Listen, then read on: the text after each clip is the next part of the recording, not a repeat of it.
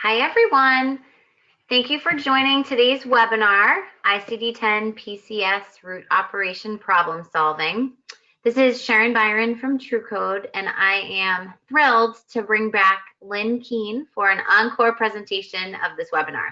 For those of you who might not know, Lynn presented this webinar back in August, and we had an overwhelmingly positive response to it, great feedback, and we exceeded our webinar capacity and had a glitch with our recording. So Lynn graciously offered to do a second presentation. So we're so happy you guys could all join that. For those of you who may not be familiar with Lynn, she's a healthcare consultant with over 35 years of experience in areas including coding and reimbursement systems and data quality reviews.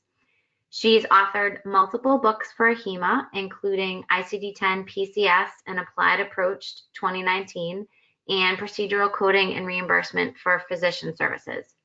She's also the developer of the popular seminar series, Advanced ICD-10 PCS Skills Workshop, and she's authored online coding courses for Libman Education.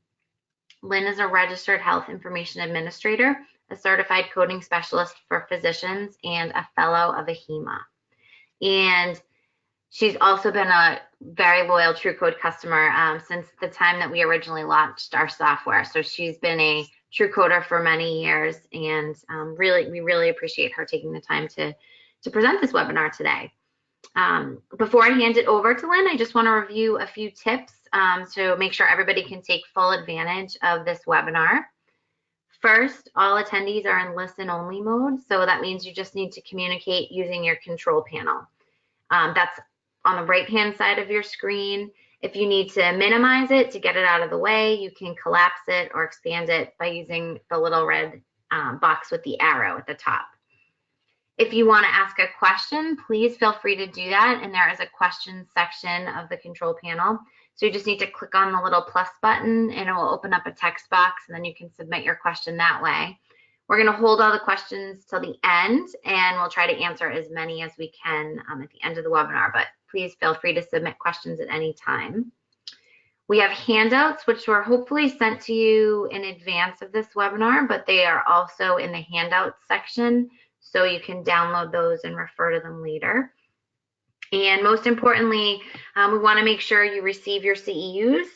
So tomorrow morning, we'll be sending out an email with instructions for accessing your CEU. You just need to take a brief evaluation, and once you submit that evaluation, you can download your certificate. So those instructions will be coming out tomorrow. And if you have any questions or problems, feel free to email me. You can just reply to any of those TruCode emails you get. Those will go to me, or it's cbyron@trucode.com. So I think that covers everything. With that, I'm going to hand it off to Lynn. Thank you, Lynn. Great. Thanks, Sharon. Okay. Welcome, everyone. And we're going to have a great discussion today on root operation problem solving. I'm going to start us out by mentioning that we're going to differentiate between root operations. We're not going to work on definitions. You know definitions by now. The problem is we need to be able to apply the differences between these root operations to get to the right answer. So we're going to work on groups first, and then we will learn to select between the groups. And throughout the discussion today, I'm going to keep mentioning that we are going to code the underlying objective rather than coding any operative steps. So my first message to you is that I am a purist. The PCS system was built by a team of people, and one of the surgeon leaders of that team was Dr. Robert Mullen. And it was his opinion that we would have only a menu of PCS tables on a screen to pick from. He thought it would be touch screen. We would not even have keyboard. He said that the coders would just select the desired table and then choose the value for each of the columns to build the code. And that makes total sense to me. This is actually how we should be doing it. When the system was originally developed, it was just 4 clicks to get where we needed to go. And so Dr. Mullen was a total visionary. He envisioned, I think, something like iPads before we even had iPads or screens. And so I want to show you how it works. Now, this may be new to some of you, and it may be the way that you do this constantly, but I think I need to set the stage. So let's use an example. My example is coronary artery bypass grafting. And I've put the big black oval around the fact that I want to show you how the pedicled left internal mammary artery graft is done.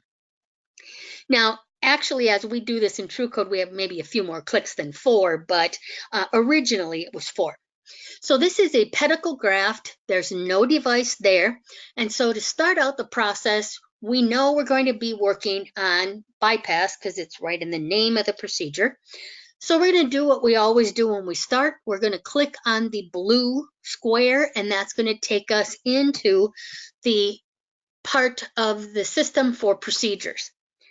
Just type a 0 on the line. Tell it you want to start out a code that starts with 0, and away you go. When you click on that, it takes you right into what I call the tables. 0 is already selected. You would find your body system as heart and great vessels. You'd pick that bypass root operation and then click along with the original 4 clicks of 1 coronary artery, open approach, Genu device, and the left internal mammary. We would add code then, and it's in our TruCode record, and away we go. Now, once you have figured how easy that is, then imagine if you wanted to use the index method. Well, you first of all have to touch that blue square again, and then you have to type something on the line. So you have to go to your keyboard. That slows you down. So typing in a root operation name is best, so you can type in bypass, and then you're going to have to search for the correct index entry, which would be to think backwards and go to artery, then find coronary and 1 artery, and lo and behold, it takes you to the exact same place. So if this has been the method that you have been using, this is the slower and less reliable method, okay? So I honestly believe that going to the tables is the way to do it. And let me give you a few examples of why. This is not just bypass that I'm going to show you, but I picked a few out of the index, which are some of my favorite troubles. Arthroplasty. Look at what the index actual gives you. This is a picture out of the CMS file. Repair, replacement, and supplement. Okay, helps me a lot. Probably is replacement, but how do I know? If you look at angioplasty, it's even worse. Dilation, repair, replacement, and supplement in 3 different body systems. I probably could have gotten at least to those options on my own, and it doesn't give me any help. And then on top of that, the index, and this is straight from CMS. This is not any problem with any software other than the real system created by the government. Look what it did to pneumonectomy. Pneumonectomy actually has a real meaning. It means that they took out 1 entire lung. And so it doesn't even send us to resection. It gives us the option of excision and resection that we're going to talk about in a little bit.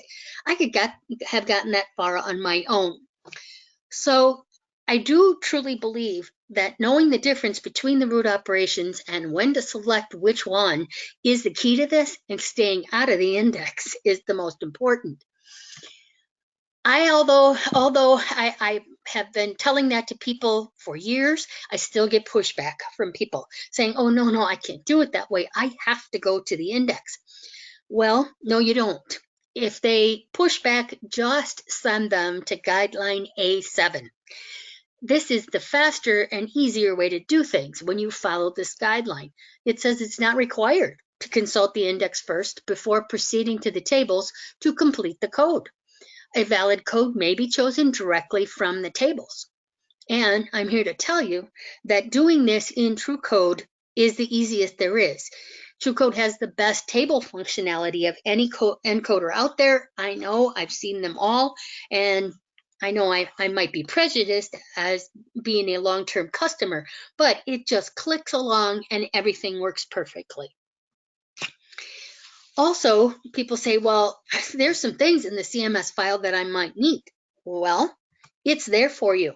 In TruCode, the other pieces that you might find in the big CMS file that is not connected to your encoder, you just look in additional references off on the right-hand side in the panel, and you choose ICD-10 PCS appendices, and every year they're there the same way. The definitions, which is just the definitions of the root operations, the body part key and device key is there, the substance key, so all of that is there. Once you open up one of those files, they're just a PDF, and you would search for in there the way you would any other search, the Control F or Find feature in the PDF, and you can put in a body part name, device or substance name in the key, and it will tell you what to use. Now, the negative part of this is that this isn't going to help you with root operations. There's nothing that says, help me search for a root operation other than the definitions. And you need to know the differences. And that's where we're going to spend our time today. In my discussion, I am going to be using the root operation flashcards as an anchor on some of the screens. Now, these are the cards that were designed by my friend Gail Smith, and they are available from our partner, Libman Education. That's not the point today, but I haven't taught this in years without these cards, so you're going to see the cards go by. And as we now start to work on decision making to solve problems, we need some guiding principles, because even the system of PCS we know has guidelines. But there is a hierarchy to the guiding principles. And I wanted to share that with you just so that you understand why we're going to be making certain decisions and actually how we're supposed to apply these principles. The first of the guiding principles and the highest in the hierarchy is the PCS system design. So the definitions of the root operations, the approaches and all of that, and then the system design of you can't row hop, things like that, that you have to have all 7 characters or you don't have a valid code. And this also is that you don't want to row hop, you don't want to make any choices that involve devices where you really don't legitimately have a device. All right, so next in the hierarchy then is the guidelines. The guidelines were put in place to help us interpret all these definitions when sometimes things are a little bit different and difficult to figure out, and they help quite a bit.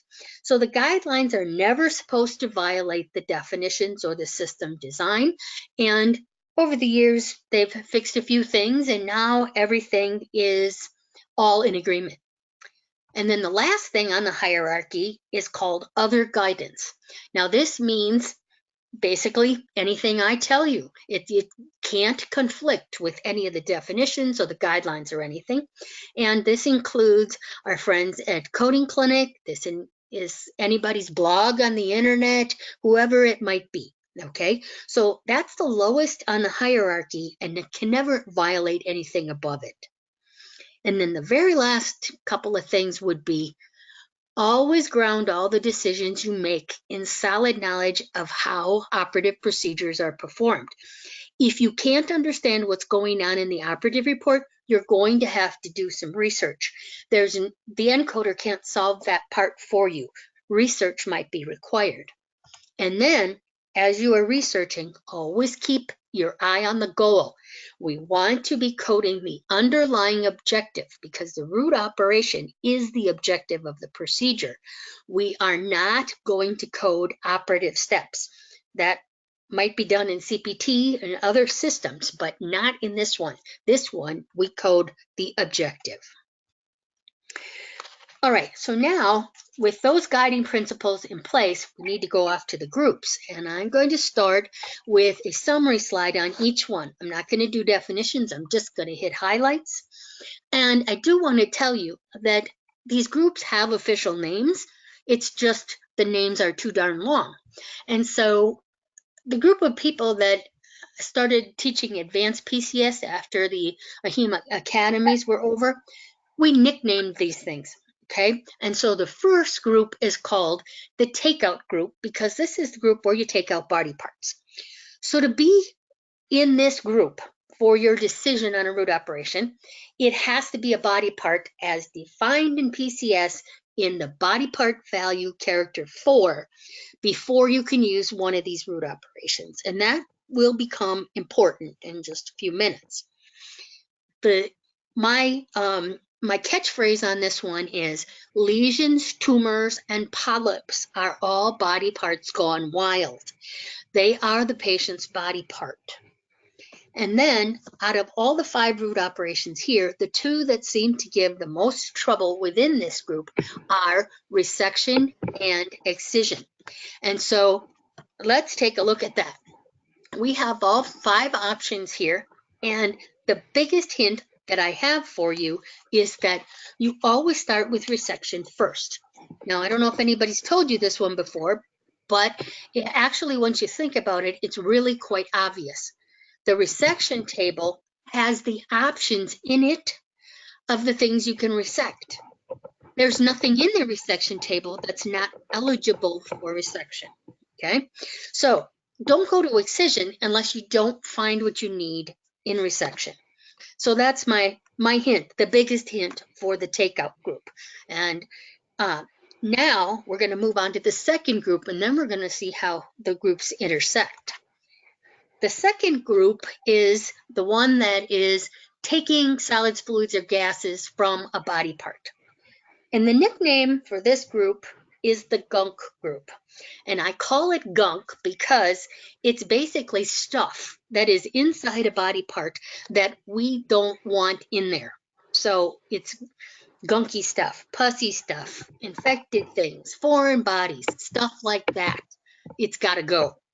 So it cannot be any part of the body part coming out to be in this group because those are in the group we just did, okay? So excess fluid is gunk, foreign bodies are gunk, and you can drain out anything that is liquid enough that it will flow out. Once you have to help it come out, you have to extirpate it, okay? So if it has to be helped, it's more solid than it is liquid, then it qualifies for extirpation. All right, now we've got 2 groups under our belt, and now we have to start looking at how these things intersect. So I've got more graphics for us. Here is that fluid I mentioned. So this might be, it's a small joint, maybe a toe joint. They put in the needle and they pull out the fluid. This one is the classic of drainage. And Sharon, I think we're getting some feedback again today. I think we may have something not muted. I'm not hearing anything. Okay. All right. Well, we'll just continue. Thank you.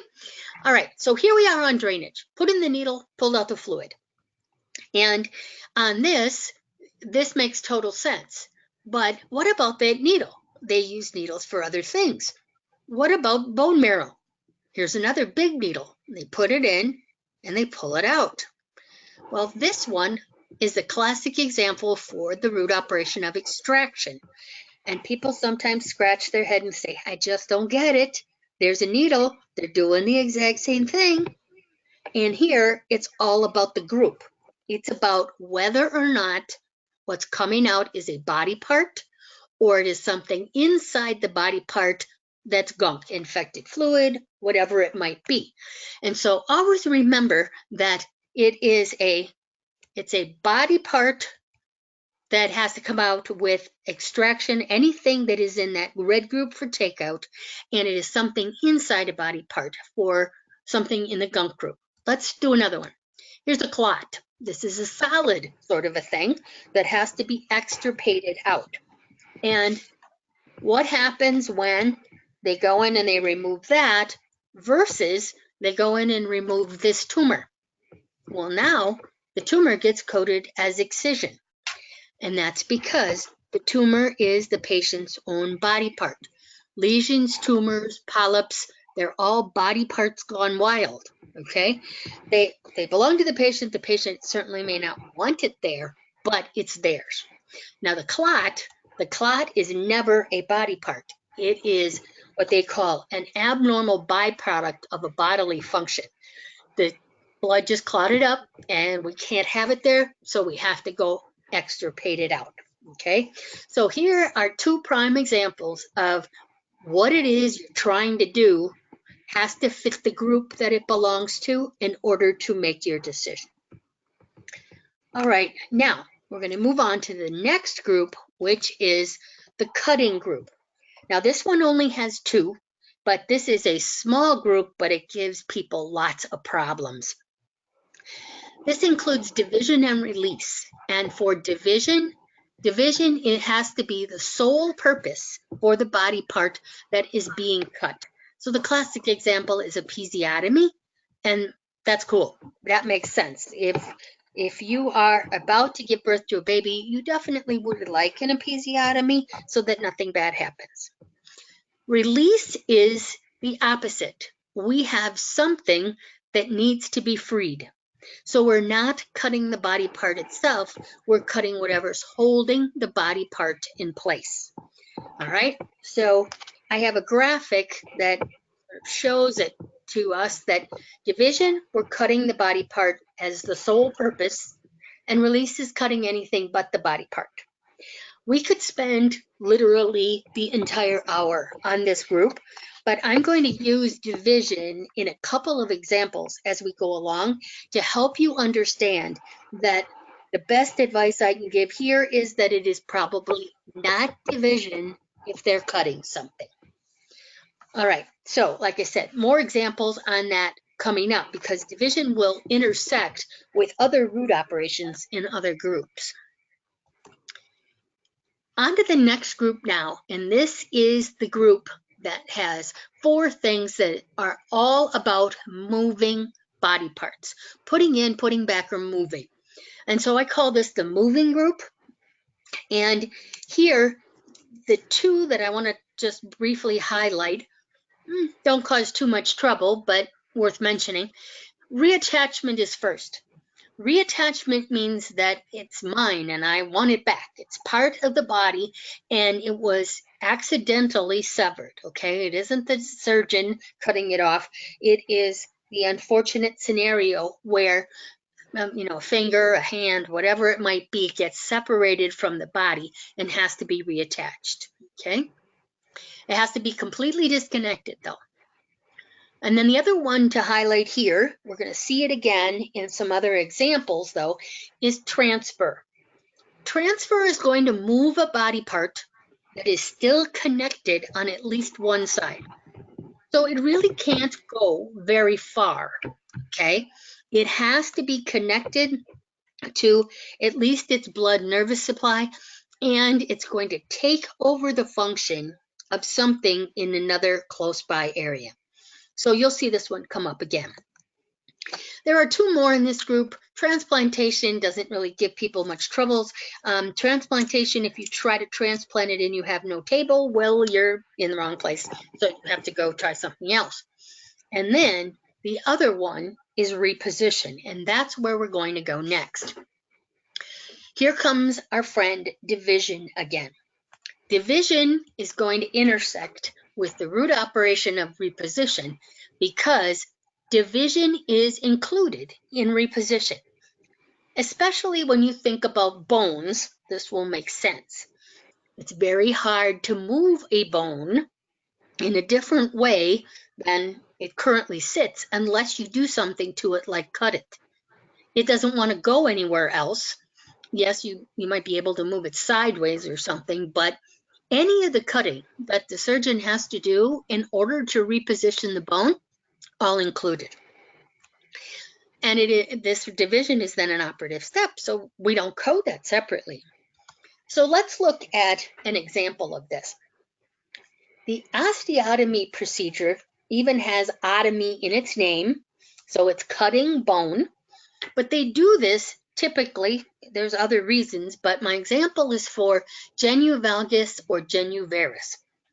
So the normal alignment of the leg is in the middle, and you can see that there are these red lines that have been drawn down through the legs. The way it's supposed to work when your body's in perfect alignment is that your femoral head aligns with your patella and then aligns with the base of your tibia. Now, if you have Genu valgus or your knees are together, you have alignment that will cause wear on the outside of your knee joint. So on the right side of the screen is Varus. This is where your knees are apart and it puts pressure on the inside of your knee joints. This is bad. It's going to wear out the joints. And so in comes the surgeon to do some work. And they do something called an opening or a closing osteotomy.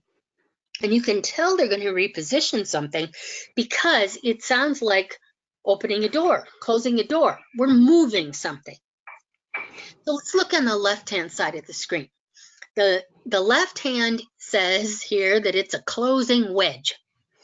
If you start in the inset, in the green little square up in the left-hand corner, you'll see that they have a line drawn that says a wedge is removed. The surgeon is going to describe making 2 cuts like a wedge. Literally, that piece is going to come out. They're then going to reposition the leg so that the leg is in complete alignment. And then they put the little plate that they show there on the side to hold it in place. And the bone will grow back together. However, the root operation is reposition, not excision. It isn't about taking out the wedge. It's not the operative step.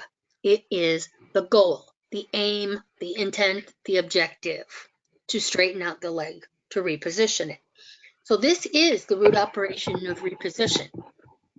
Now on the right-hand side, it's the same objective, but it's done a little different. They have to move the tibia outward. So they make 1 cut, like in the little inset picture, and then when they spread it open, there's a big open space.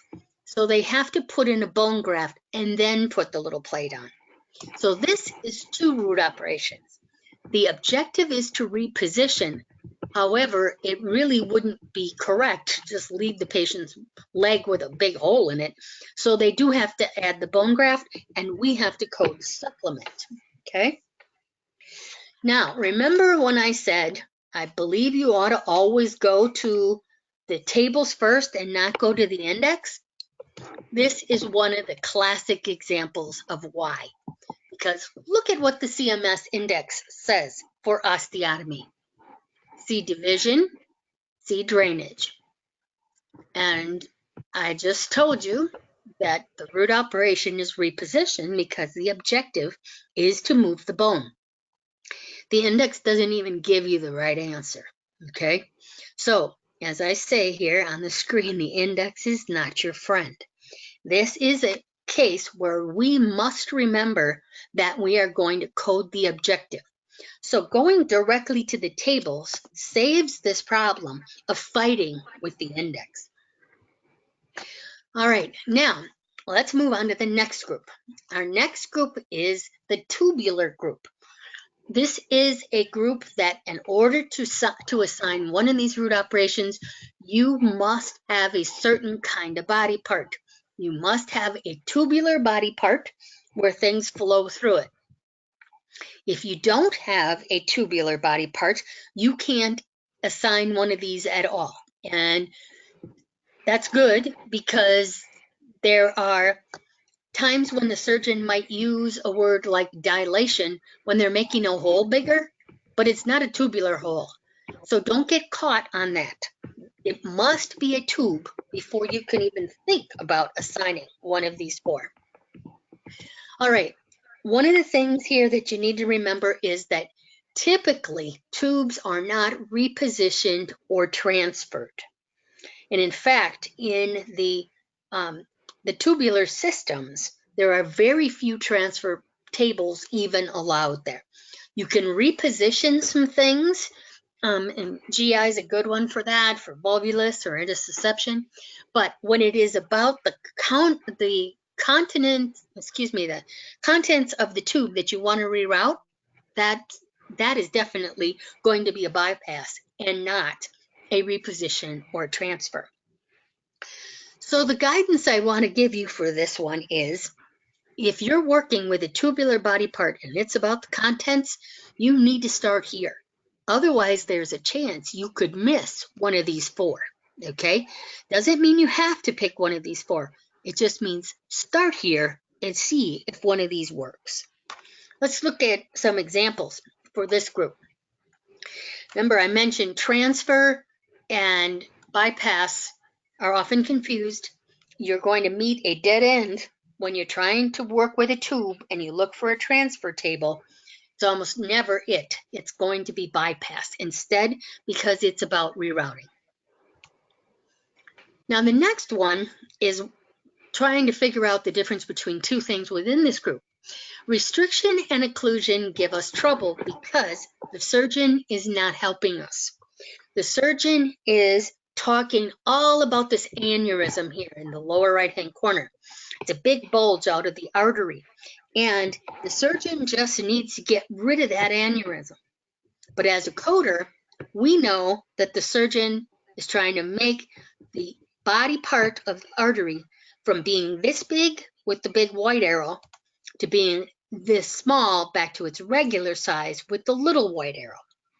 So when we are coding, it is all about the body part and not about the aneurysm.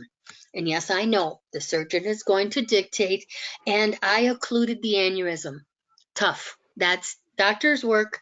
What we are doing is the little white arrow, putting the body part back to its correct size, or restricting the size of the body part from way too big to back to the right size. Okay, and we don't worry what the doctor calls it. We just let them do their thing.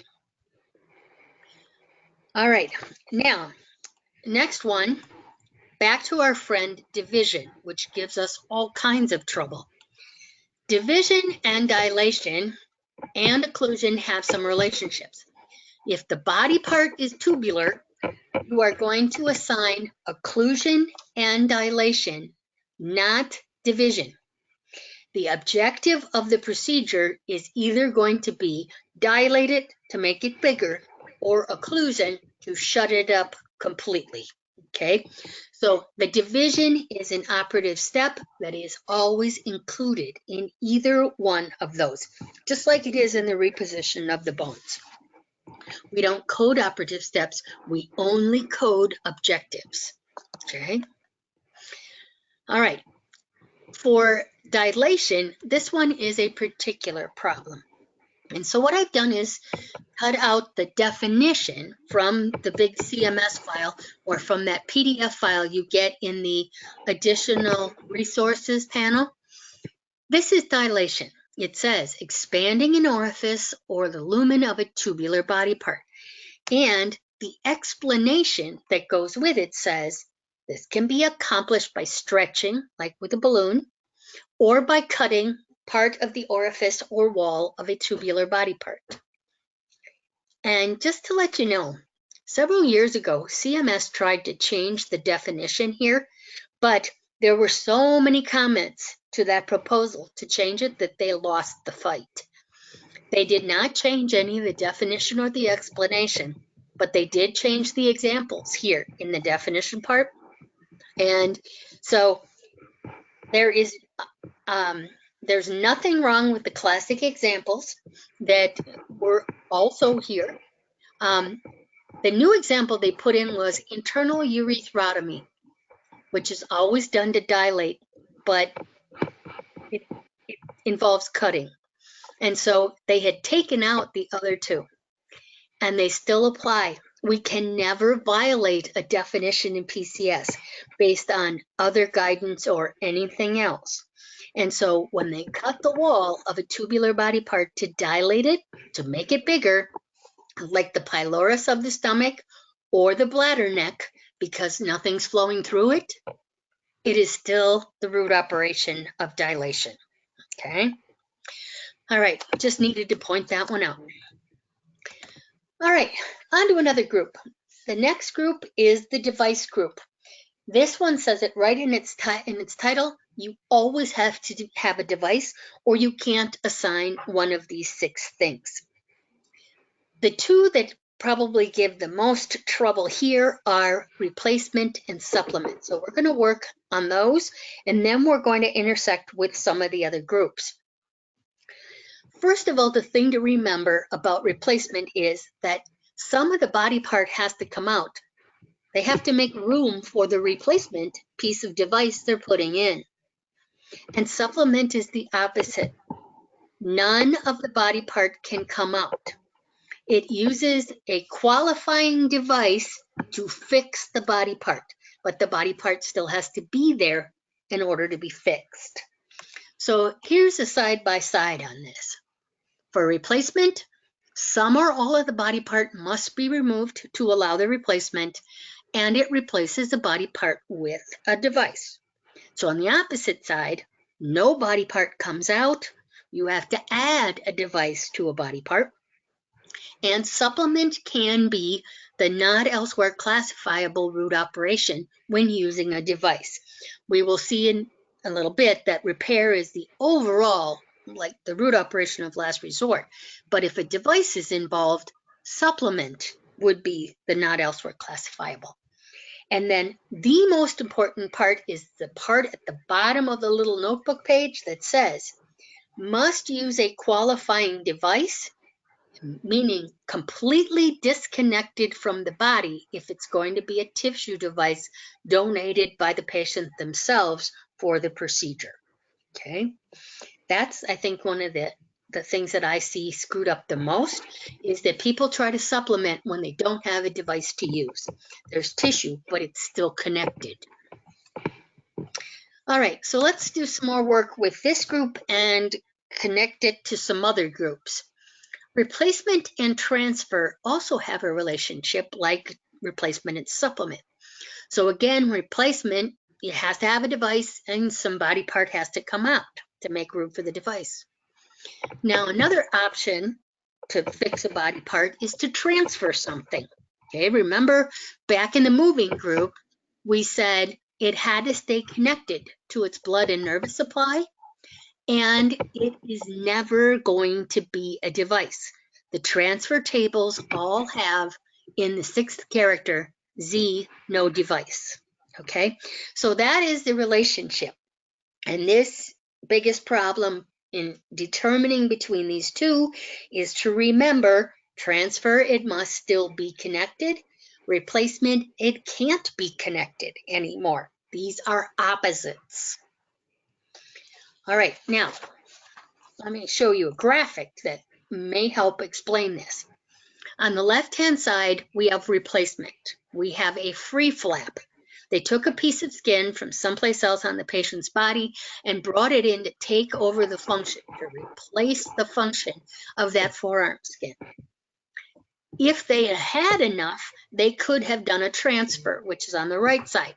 A pedicle flap could be raised from both sides and brought to the middle, or it could have been from one side, brought forward, one side, swung to the side, anytime where it's still connected. So that's the opposites of replacement versus transfer. All right, now we haven't been to repair yet, but while we're here, I wanted to talk about supplement versus repair. Okay, so repair is pretty easy. You can only suture things up. Supplement, you have to have that device, and that is the whole problem here.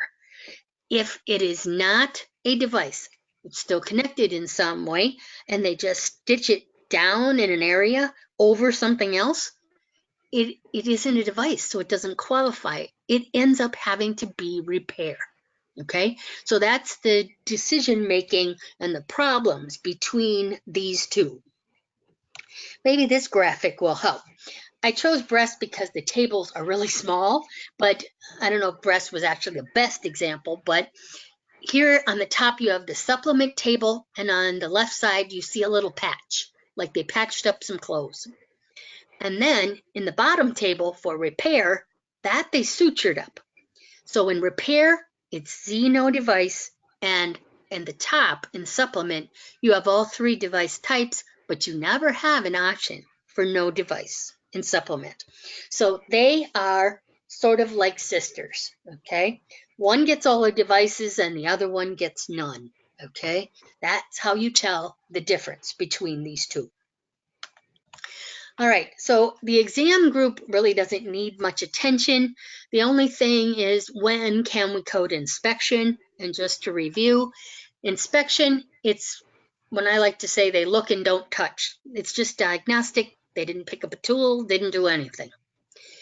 Also, when they convert from one approach to another, you are going to have one inspection code, and then the other root operation is the accomplished objective. And then 3 is the discontinued procedure, when they didn't get anything done. If they got something done, you code the root operation. But if they had to stop before they could get anything done, then you code inspection. All right, second to the last group is the repair group. And we just did repair alongside supplement. But the other thing in this group is control. Now, this one is a problem because you need to recognize when you code control and when you don't.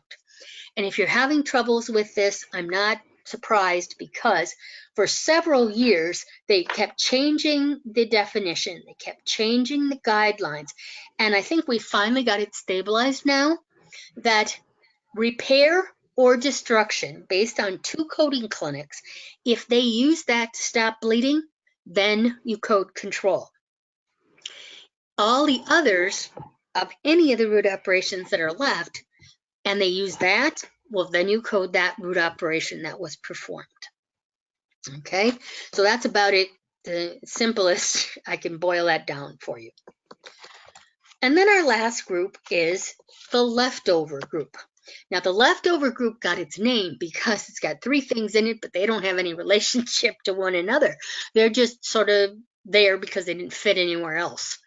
So this is fusion, where we make joints permanently immobile, mostly in spinal joints, and that's a whole huge discussion on its own. Alteration is cosmetic surgery, or to say it a different way, the patient doesn't like how it looks. It functions fine, but we want to get it fixed, okay? So a tummy tuck or something like that. And then the last one is creation, which is gender reassignment surgery.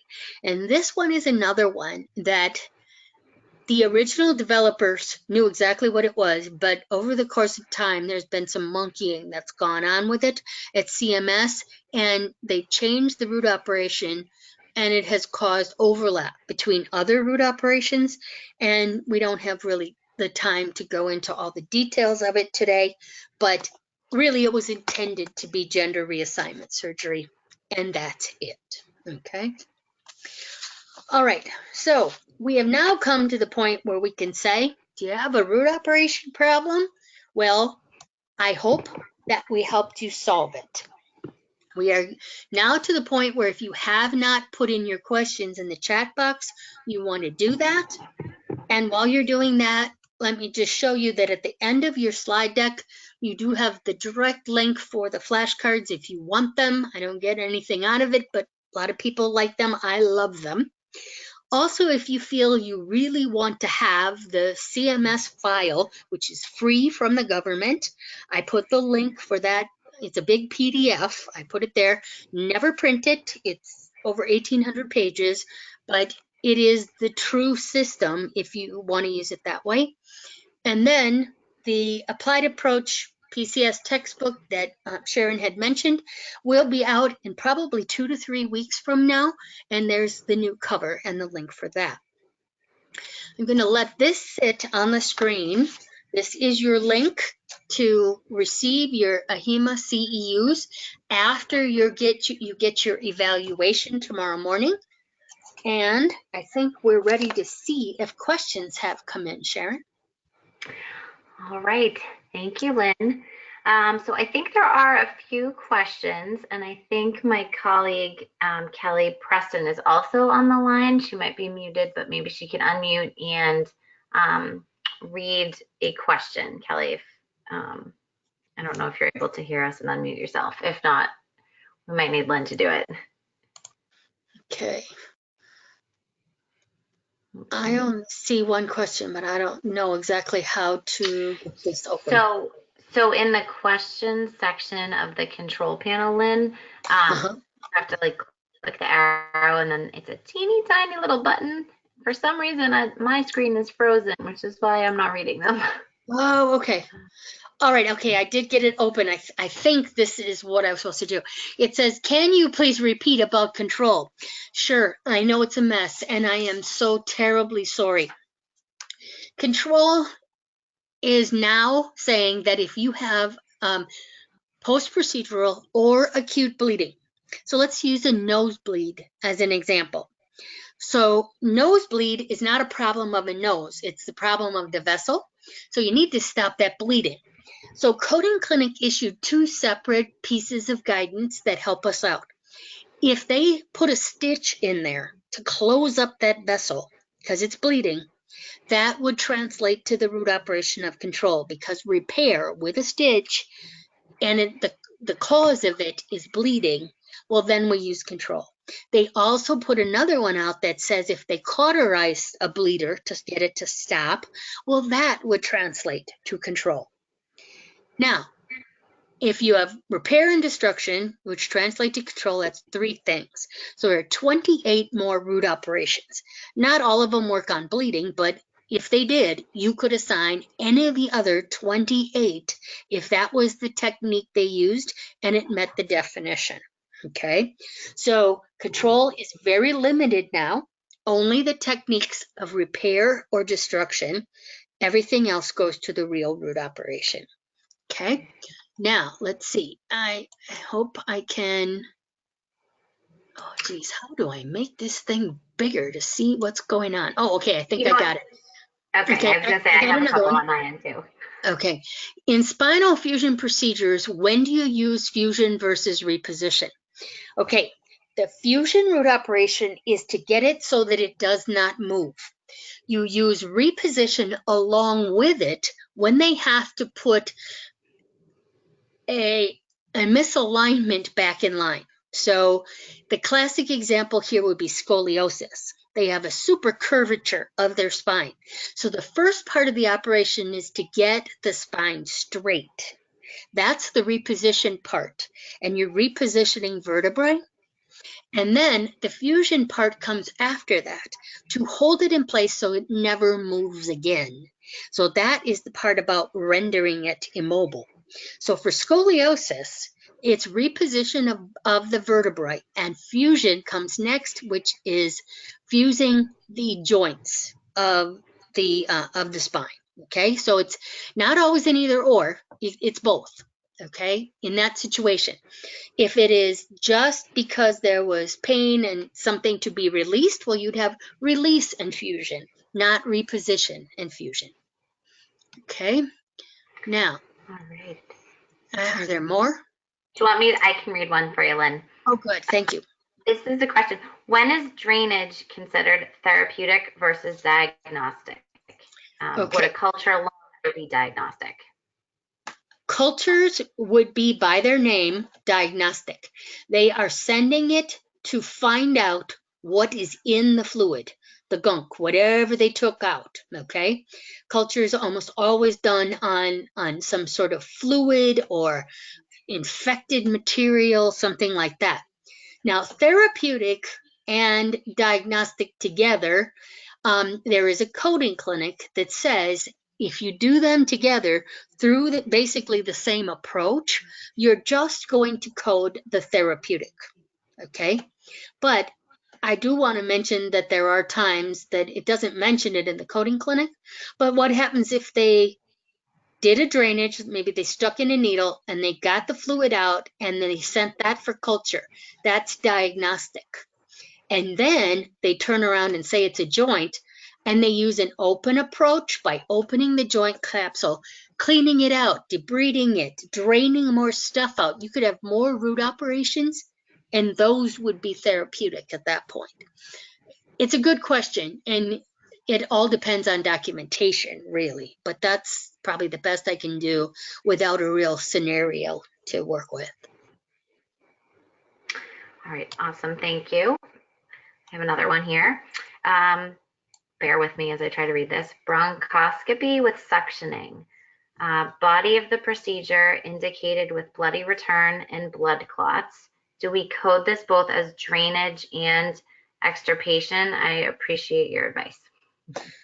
Okay, so it sounds as if the clots were small and they were suspended in the liquid and they just suck them out. I would code that as drainage.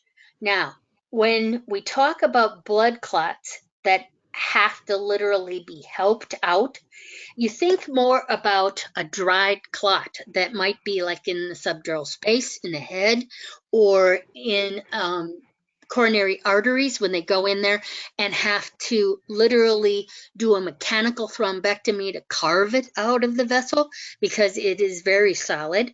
Those would be extirpation. In your case, where it sounds like they sucked the stuff out of the bronchus and the clots came along, I would consider that to be drainage. They didn't have to really help out the clot separate. It just sort of came out with the extra fluid. Okay, I hope that helps. All right, here's another one. In spinal fusion procedures, when do you use fusion versus reposition? Oh, I just did that one. I was able to you see did that one. Yeah, Okay. but I can't really see much of anything else. I don't know why. Okay, here's one. Could you please clarify the keywords to look for in vertebral column, anterior or posterior? Oh, sure. Okay, so we're on fusion, and the question is about how do you tell whether it's the anterior of the vertebra or the posterior of the vertebra? The anterior basically only has one part. It is the body of the vertebra. It is the big, round, chunky part that is out to the front of the body. They call it the body. The other technical name for it in Latin is the corpus, and that's where corpectomy gets its name from. So the corpus is the body, and that is the anterior part. Everything else is posterior. So you'll see words like spinous processes, facets, the pedicle, lamina. All of those body parts are what I call the pointy parts that are at the back of the vertebra. They are all the posterior column, the posterior part of the vertebra. Okay? If there's some other word that particularly bothers you, put another comment in. Okay. All right. Here's another one. So if a patient gets a body part inspected and the provider decides to remove a piece of the body part, what would be the root operation in this case? Well, it wouldn't be inspection because once they look and then they pick up a tool to do something, then the inspection goes away. Okay, so that we know first. Now, if they are taking a piece of that body part, we have another decision we have to make. We have to know whether there's a specific body part value for that piece of the body part. And that's where you go to the resection table to see if it's there. So let's use an example of the lung. The lung has a number of lobes. And if the surgeon decides that they're going to take out the entire right lower lobe of the lung, well, you can resect that. So the root operation is resection. But if the surgeon says they're going to remove a segment or a small piece of the right lower lobe, well, that's not resection, then it's excision. So I can't give you an exact answer. We'd need to know what the body parts are, but that's how you figure it out. Go to resection and see if the exact body part description is there. If it's not, then you go and assign excision of the name of the body part. Okay, thank you. All right, this one says, I'm still having problems with restriction versus occlusion. Do you have any more hints to tell the difference? Yeah, this is a hard one because the surgeon is going to try to mess you up every time, and they're going to talk about occluding stuff. The major thing that I can tell you is that be very suspicious with an aneurysm if it is anything other than restriction. Okay, With an aneurysm, it's like that picture I showed you, where there's this big ball out of the side of the artery. So think about the fact that where that bulge is, that bulb that's out to the outside, it's way, way too big. And restriction is all about narrowing it, getting it back to its right size. It is not about cutting off the blood flow in the artery. If you chose occlusion at that point, you would be sending no more blood down the tube, okay? So that's the aneurysm question. The other question that causes troubles between the two of these is something that's bleeding. Well, in that case, you would want to occlude it. You want that thing to stop bleeding, okay? If you repaired a hole in the side of it, that would be control. But if you wanted to sacrifice that vessel, the doctor said, okay, that branch is just going to have to go, then you occlude it to stop the blood flow. Another example is when it's not a bleeder, but the example might be to starve a tumor of blood supply. They're going to look for the branch of an artery that is feeding the tumor, like a hemangioma. And they find the one branch that is a problem.